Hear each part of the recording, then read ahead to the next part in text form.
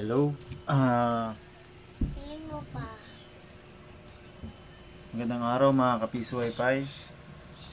So, ngayon tuturo ko naman sa inyo kung paano magpalit ng time, magdagdag sa ating mga piso Wi-Fi. So, kung gusto nyo dagdagan kasi ang bawa yung may tumapat sa inyo na piso Wi-Fi, merong naglagay din sa katabi nyo, so tinaasan yung oras, so mas mataas yung oras. So para alam nyo kung paano i-adjust yung time ng inyong window, so ganito yung gagawin natin.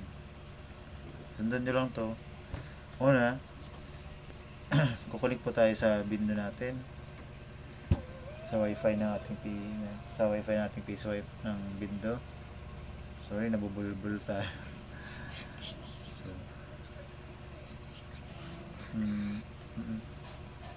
so sa akin ito si Netbox piso wifi.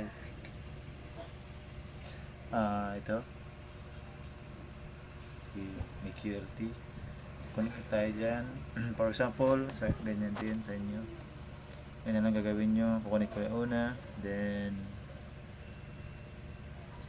punta tayo dito sa taas, sa search bar, i-type natin yung 10.0.0.1/admin. Ito siya, LTV piso wifi login. Ito, okay, i-type ko na rin para makita nyo. Ayan, admin. Ito siya, LTV piso wifi login, yung color blue. Ayan. Click nyo yan, then ayun, sa akin kasi nakalagin na ako kanina lang, so i-log out ko para makita nyo. Sign out ko.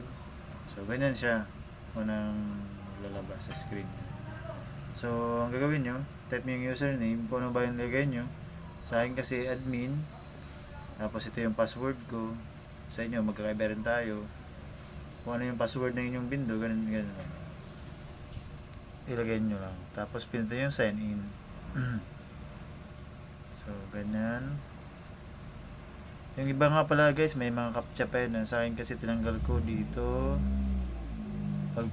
Pag ang version ng inyong piso wifi program is dapat 15.3, kasi sa 15.2 wala siya. So ganyan, dapat 15.3. Yan, meron na siyang, yan dito, pag sa interface, meron na siyang disable captcha. So yun, yan, yan, pwede mo siyang disable para pag login mo hindi ka na magta-type ng captcha, para mas mabilis, diba? So balik tayo sa topic guys. Ganito lang gagawin nyo once na nakalagin na kayo. Ito siya, dashboard. Ito yung tatlong tatlong line na magkakaiba yung size. Ito yung mga settings, yan, dyan. Ito, kita nyo, sales inventory, yung mga sales nyo, voucher, generator, tsaka timer rates. Dito tayo ngayon sa timer rates, kung magbabago tayo ng time. So ganoon.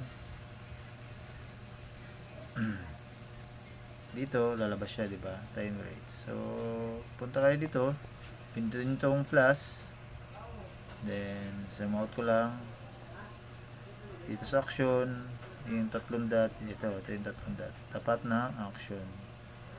Click nyo yan, then click nyo yung edit, and zoom out ko lang, zoom out. Dito naman, ito yung piso, yung amount, ito yung minutes.